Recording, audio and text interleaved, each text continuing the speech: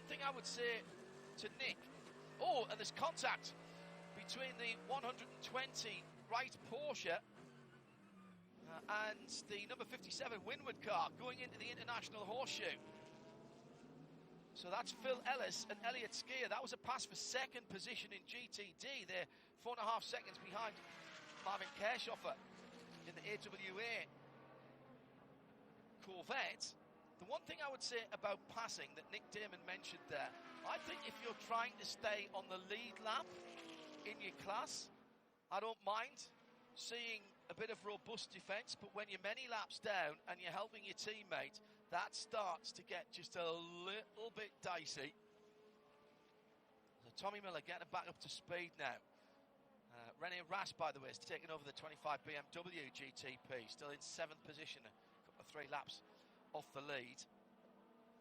As I say, the contact that caused that damage at the left rear of the Corvette, Conor De Filippi's front end, just clipping that as they were coming out of the International Horseshoe before the pit stops. I don't think Conor did that much wrong there, and I haven't seen that being investigated. Now, a moment or two ago, all 4 Michelin tyres off the ground by the number 10 Cadillac of Will Stevens, as he took way too much of the entry curb to the Le Mans chicane.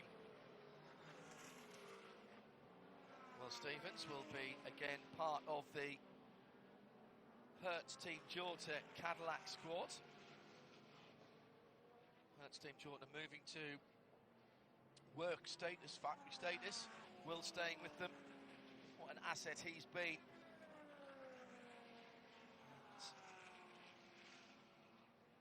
He is getting some extra practice before the...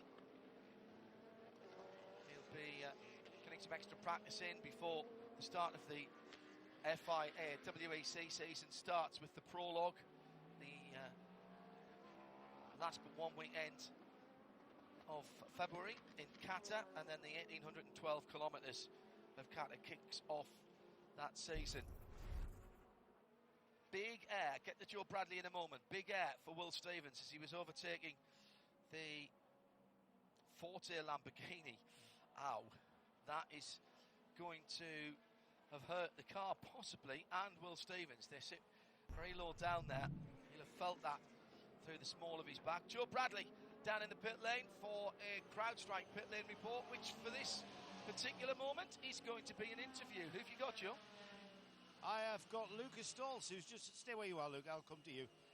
Just got out of the number 69 Bartone Mercedes. Still very much in contention at this stage, you guys. But the question I want to ask you, the sun has come out, the track is the hottest we've seen for a long time now. How is the car handling? Has the track affected how the car behaves?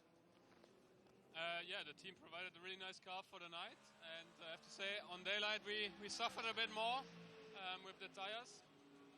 But yeah, we are still in contention. I think we are P5 at the moment, and we are still fighting for a podium, and it's still a long way. And I think we can improve small bits, and then we see where we end up. When you say improve, is that down to the engineers to perhaps give you a different pressure? Yeah, definitely. I always give feedback. What I want also for the next driver. Fabio's in the car now, so I have to follow him, and I hope we will improve a bit, and then I think we have a good fight for the podium. Are you back in the car, Luca, for the finish? No, it's Fabi to the finish. All right, so you can rest. Get out of that horrible suit. Thank you, mate. Well done.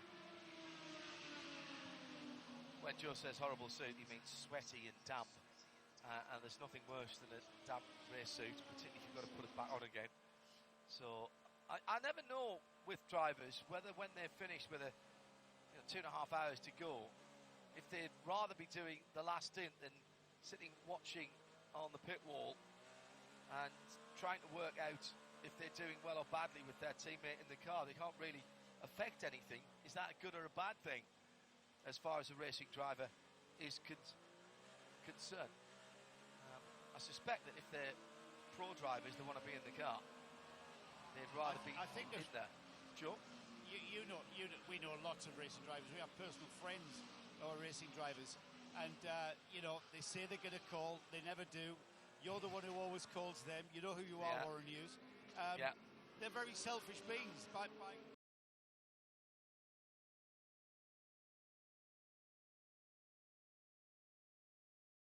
definition of the game. It's how they got is where that they you were. have to be the number one. Yeah, absolutely. And off the track as much as on the track, you know, it's a piranha pool. And to have that self-belief, there is no way that you can sit there as a pro driver. I'm talking about the top-level pro drivers that we have here. There's no way that you can sit there thinking, he's doing a better job than I could. Because you're always going to think,